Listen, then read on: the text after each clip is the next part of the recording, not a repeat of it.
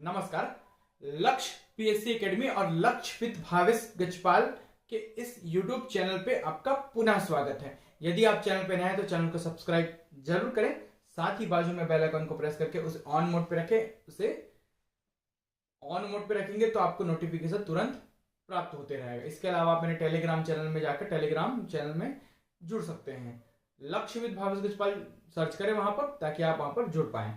चलिए बात करते हैं अब हम विभाग की राज्य मत की योजनाओं का। यह अंतिम वीडियो होगा, योजना का ये चौथा वीडियो है YJ4, जिसमें आज हम अंतिम राज्य मत की योजनाओं को पढ़ने वाले हैं। इसके पहले मैंने 3 वीडियो बना रखा है। यदि आपको बाकी के वीडियो चाहिए तो टेलीग्राम में जुड़िए, लिंक वहां पर मिल जाएगा, या तो फिर प्लेलिस्ट में जाइए यूट्यूब के, वहां पर आपको लिंक मिल जाएगा। ठीक है, चलिए बात करते हैं आज हम विभाग की राज्य मत की योजनाओं को।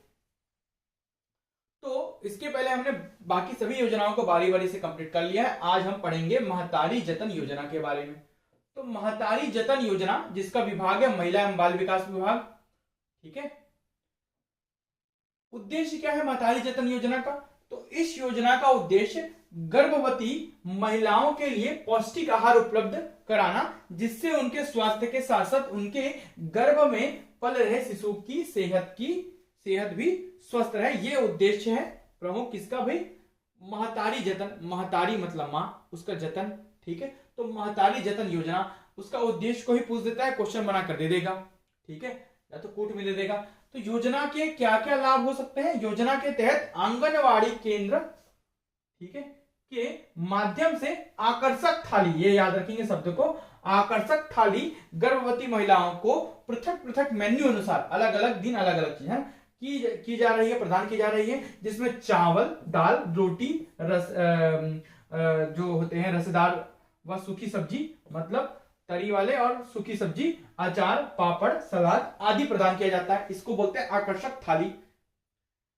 इसके अतिरिक्त महिलाओं को घर ले जाने हेतु प्रतिदिन 75 ग्राम के मान से सप्ताह में 6 दिवस, एक दिन को छोड़कर 450 ग्राम का साप्ताहिक पैकेट, जिसे हम रेडी टू ईट कहेंगे। क्या कहेंगे? रेडी टू ईट, ये दिया जाता है ना। और ये दिए जाने का प्रावधान है किसके तहत? महतारी के जतन योजना के तहत, मतलब महतारी जतन योजना के तहत।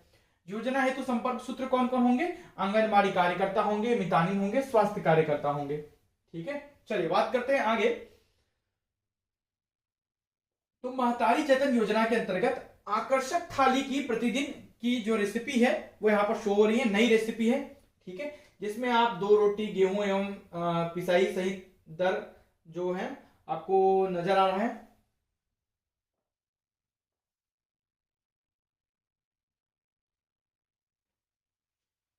चलिए अब हम बात करते हैं महतारी जतन योजना के अंतर्गत आकर्षक थाली की प्रतिदिन की रेसिपी। इसमें आपको 2 रोटी वगैरह दिख रहा है, चावल वगैरह दिख रहा है, बाकी मदों का आप पढ़ लीजिएगा, पीडीएफ उपलब्ध करा दूंगा मैं।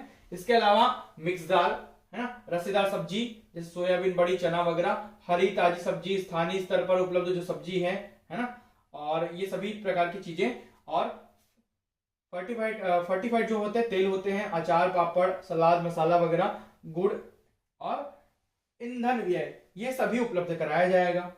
ठीक है, ये सभी इस महतारी जतन योजना के अंतर्गत शामिल होगा। अब हम बात करेंगे नवीन योजना मुख्यमंत्री कन्या विवाह योजना के बारे में। तो इस योजना का उद्देश्य जो निर्धन परिवार है, जिनके पास जो सक्षम नहीं है शादी ब्याह करने में, तो निर्धन परिवारों को कन्या के विवाह के संदर्भ में होने वाली आर्थिक कठिनाइयों का निवारण, विवाह के अवसर पर होने वाली फिजूल खर्ची को रोकना एवं सादगीपूर्ण विवाह को बढ़ावा देना, सामूहिक विवाह के आयोजन के माध्यम से निर्धनों के मनोबल, आत्मसम्मान में वृद्धि एवं उनकी सामाजिक स्थिति में सुधार, सामूहिक विवाह को प्रोत्साहन तथा विवाह में दहेज के लेन देन की रोकथाम करना है। किसका उद्देश्य भाई? मुख्यमंत्री कन्या विवाह योजना का प्रमुख उद्देश्य है, ये याद रखेंगे। योजना के अंतर्गत ये देखिए, मनोबल वाला, आत्मसम्मान वाला याद रखेंगे, इसमें से कूट में दे देता है। कई लोग सोचेंगे कि ये तो हो ही सकता, लेकिन जितने भी पॉजिटिव पॉइंट हो सकते हैं वो उसका उद्देश्य में शामिल किए जाते हैं। तो कूट में पूछ देगा ऑप्शंस में, ये इनमें से क्या उद्देश्य नहीं है, तो आपको बनाना है भाई इस चीज को, है ना। योजना के अंतर्गत गरीबी रेखा के नीचे जीवन यापन करने वाले, मतलब बिलो पॉवर्टी लाइन, बीपीएल परिवार, मुख्यमंत्री खाद्यान्न योजना के अंतर्गत कार्डधारी, जो कार्डधारी परिवार है ना, जिसकी 18 वर्ष से अधिक आयु की अधिकतम 2 कन्याओं को, अब ये आयु सीमा तो अभी चेंज हो जाएगी, 21 हो जाएगी, है ना, जो क्योंकि महिलाओं के लिए जो आयु सीमा है वो चेंज किया जा रहा है शादी के लिए, जो विवाह के लिए, ठीक है।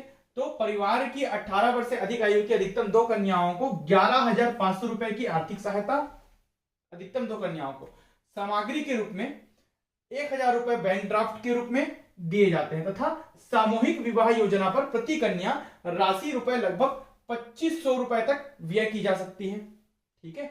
चलिए बात करते हैं, इस प्रकार की योजना के अंतर्गत प्रत्येक कन्या के विवाह हेतु अधिकतम 15,000 रुपए की राशि व्यय किए जाने का प्रावधान है। अधिकतम कितना? 15,000 रुपए तक की राशि व्यय किए जाने का प्रावधान है।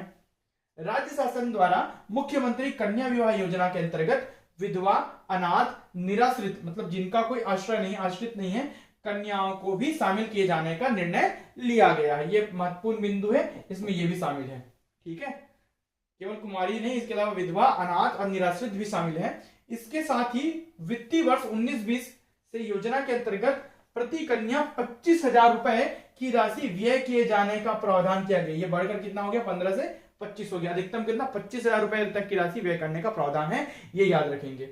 चलिए बात करते हैं आगे। अगला जो स्कीम है, अगला जो योजना है वो छत्तीसगढ़ महिला कोष ऋण योजना।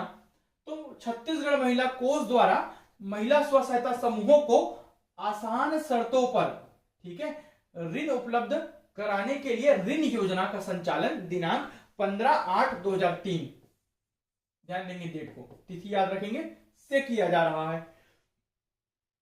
पहला प्रश्न किसी भी योजना में बनता है उसकी तिथि, दूसरा प्रश्न उस योजना का उद्देश्य, तीसरा प्रश्न उसके हितग्राहियों से बनता है, लाभार्थी कौन कौन से हो सकते हैं ये बनता है, और चौथा प्रश्न योजना की क्या प्रगति रही। यही 4 प्रकार के प्रश्न बन सकते हैं। योजना के अंतर्गत स्व सहायता समूहों को उनकी बचत राशि का न्यूनतम 4 से अधिकतम 10 गुना, न्यूनतम 4 से अधिकतम 10 गुना अथवा अधिकतम 50,000 रुपए तक ऋण प्रथम बार में प्रदान किया जाता है, तथा प्रथम बार प्रदत्त ऋण की सफलतापूर्वक वापसी पर 2 लाख रुपए तक का ऋण द्वितीय बार में प्रदान किया जाता है। यह प्रावधान है, ये प्रथम बार का, ये द्वितीय बार का, याद रखेंगे।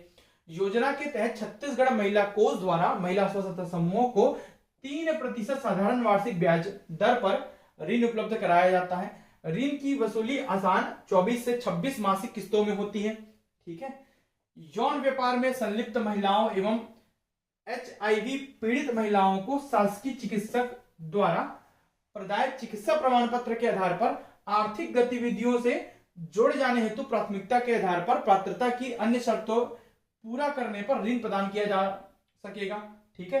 तो ये भी इस योजना के अंतर्गत शामिल किया है। मतलब जो मुख्य धारा से हटी हुई महिलाएं हैं, जैसे कि HIV पीड़ित हैं और जो यौन व्यापार में संलिप्त महिलाएं हैं, उनको भी मुख्य धारा में लाने के लिए, ठीक है, उनको सक्षम बनाने के लिए ऋण प्रदान करने की योजना बनाई जा रही है।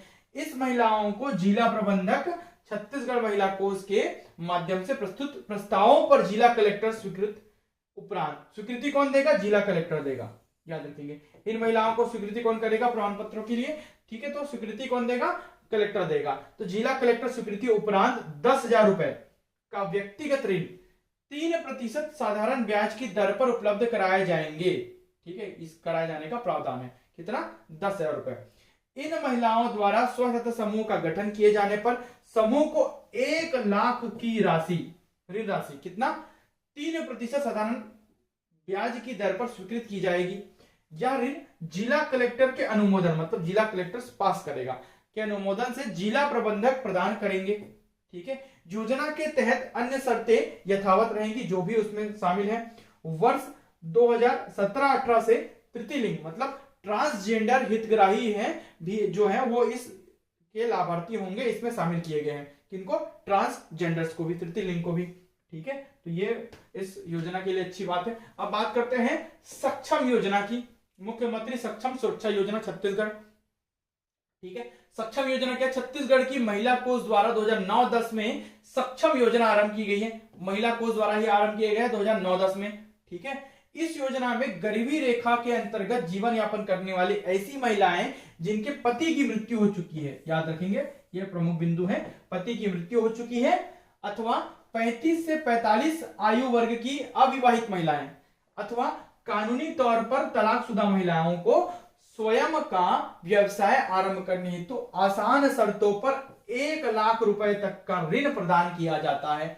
सक्षम योजना में उनको सक्षम बनाने के लिए, इसलिए इस योजना का नाम क्या है, सक्षम योजना है।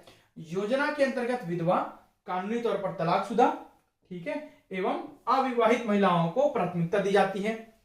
उक्त महिलाएं उपलब्ध न होने पर 18 से 45 वर्ष आयु वर्ग की सभी जरूरतमंद महिलाओं को जिनके परिवार की वार्षिक आय रुपए 70,000 रुपए से सालाना है कम हो, वे सभी योजना का लाभ लेने के लिए पात्र होंगे, हितग्राही होंगे। ये हितग्राही है, इसको अच्छे से पढ़ लीजिएगा इस वाले बिंदु को। बात करते हैं कानूनी तौर पर तलाकशुदा महिलाओं या ग्राम पंचायत द्वारा जारी प्रमाण पत्र या पंजीकृत सामाजिक संस्था द्वारा जारी प्रमाण पत्र के आधार पर परित्यक्त महिलाओं, मतलब जो तलाकशुदा महिला है, को लाभान्वित किया जा सकेगा। उक्त ऋण की वापसी 5 वर्षों में 6.5% साधारण वार्षिक ब्याज की दर पर आसान किस्तों में की जा सकती है। 5 वर्षों तक का समय रहेगा और 6.5% वार्षिक ब्याज दर लगेगा इसमें, ठीक है।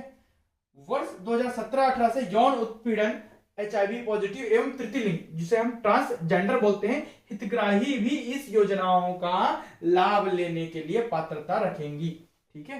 चलिए बात करते हैं अगली योजना के बारे में।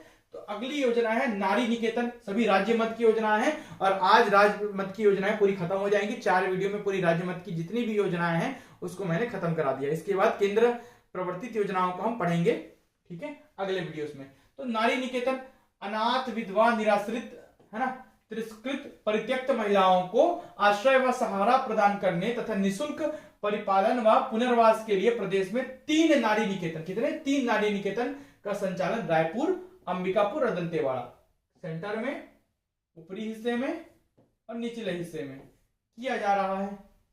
संस्था में इन महिलाओं के निःशुल्क आवास, भरण पोषण, शिक्षण और प्रशिक्षण, पुनर्वास की व्यवस्था की जाती है।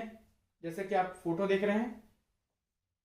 सामान्यतः सरपंच, नगरीय निकाय, है ना, विधायक, सांसद, पंजीकृत स्वयंसेवी संस्थाओं के अध्यक्ष और राजपत्रित अधिकारी द्वारा महिला को आश्रय विहीनता संबंधी प्रमाण पत्र देने के प्रावधान है। और जब ये प्रमाण पत्र जारी हो जाते हैं तो इन प्रमाण पत्रों को देने पर कलेक्टर की अध्यक्षता में संबंधित नारी निकेतन संस्था की परामर्श दात्री समिति द्वारा संस्था में महिला को प्रवेश दिया जाता है। मतलब कलेक्टर का अनुमोदन अंतिम होगा। प्रमाण पत्र राजपत्रित अधिकारी भी दे सकता है, सांसद, पंजीकृत स्वयंसेवी संस्था भी दे सकती है, के अध्यक्ष भी दे सकते हैं, विधायक भी दे सकते हैं, सरपंच भी दे सकते हैं, ठीक है। प्रमाण पत्र को भी दे सकता है, लेकिन प्रमाण पत्र पर फाइनली जो मोहर लगाएगा वो कलेक्टर लगाएगा और परामर्शदात्री समिति के द्वारा संस्था में महिला को प्रवेश दिया जाता है।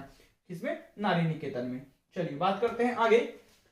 अंतिम हम पढ़ते हैं वजन त्योहार के बारे में, ठीक है। तो महिला एवं बाल विकास विभाग द्वारा प्रदेश में 5 वर्ष से कम आयु के बच्चों में पोषण स्तर के आकलन के लिए याद रखेंगे 7 जुलाई से 16 जुलाई तक आंगनबाड़ी केंद्र में वजन त्योहार मनाया जाएगा, ठीक है। 7 जुलाई से 16 जुलाई तक वजन त्योहार में पूर्व वर्षों की भांति इस वर्ष भी आंगनबाड़ी केंद्रों में आंगनबाड़ी कार्यकर्ताओं द्वारा इलेक्ट्रॉनिक मशीन से बच्चों का वजन किया जाएगा या वजन लिया जाएगा। वजन त्योहार में आंगनबाड़ी केंद्र में आने वाली 11 से 18 वर्ष की सभी किशोरी बालिकाओं का स्वास्थ्य विभाग द्वारा हीमोग्लोबिन टेस्ट कराने, क्या चीज, हीमोग्लोबिन टेस्ट कराने के साथ ही उनका BMI भी ज्ञात किया जाएगा। यह भी वजन त्योहार के अंतर्गत है। इससे किशोरियों में एनीमिया का स्तर पता कर उन्हें नियंत्रण में मदद मिलेगी। मतलब एनीमिया एकदम ज्यादा बढ़ मत जाए, अरक्तता एकदम ज्यादा बढ़ मत जाए, तो BMI भी ज्ञात किया जाता है और उससे ये कंट्रोल हो जाएगा सही उम्र में। वजन त्योहार में जनप्रतिनिधियों और समुदाय की सक्रिय सहभागिता भी ली जाएगी, ये याद रखेंगे इस बिंदु को, ठीक है। जनप्रतिनिधि भी सहयोगी हो सकते हैं। वजन त्योहार में बच्चों का वजन लेने के बाद उसे ऑनलाइन सॉफ्टवेयर में एंट्री कर पोषण स्तर ज्ञात किया जाता है। कुपोषण का निर्धारण उसके 3 मापदंडों अल्पवजन, 3 मापदंड अल्पवजन, बौनापन, दुर्बलता के आधार पर किया जाता है। इसलिए वजन त्योहार में आयु, वजन के साथ साथ बच्चों की ऊंचाई भी मापी जाती है, ठीक है। हर साल प्रत्येक बच्चों की जानकारी सॉफ्टवेयर में दर्ज हो जाने से राज्य में कुपोषित बच्चों की स्थिति का डाटाबेस तैयार हो जाता है। मतलब एक मोटा मोटी आंकड़ा मिल गया कि अब कितने बच्चे कुपोषित बचे हुए जिनको पोषण की आवश्यकता है। इससे कुपोषण कम करने की कार्य योजना बनाने में मदद मिलती है, एक प्रोजेक्ट तैयार करने में मदद मिलता है कि अब किस प्रकार से ये किया जाना है। ठीक है, पर्यवेक्षक द्वारा इसका, देखिए पर्यवेक्षक का काम क्या है, जिसके लिए भर्ती होना है तो पर्यवेक्षक द्वारा इसका पर्यवेक्षण किया जाएगा, है ना। जांच, वजन त्योहार के सफल क्रियान्वयन के लिए जिले में नोडल अधिकारी भी नियुक्त किए जाते हैं। पर्यवेक्षक द्वारा पर्यवेक्षण भी किया जाएगा और नोडल अधिकारी भी नियुक्त होंगे। ठीक है, तो ये सभी वजन त्योहार के अंतर्गत की स्कीम है, योजनाएं हैं। ठीक है, अब हम बात करते हैं इसके बाद की केंद्र मद की योजनाओं के बारे में। तो केंद्र मद का वीडियो जो है जल्दी ही आने वाला है। वीडियो में अंत तक बने रहने के लिए बहुत बहुत धन्यवाद। यदि आपको वीडियो पसंद आता है वीडियो को लाइक जरूर कीजिए, चैनल को सब्सक्राइब करें। बाकी टेलीग्राम चैनल से जुड़ सकते हैं जहां पर सभी वीडियो के लिंक आपको मिल जाएंगे। बाकी वीडियो के लिंक प्राप्त करने के लिए प्लेलिस्ट में आप जा सकते हैं। Thank you.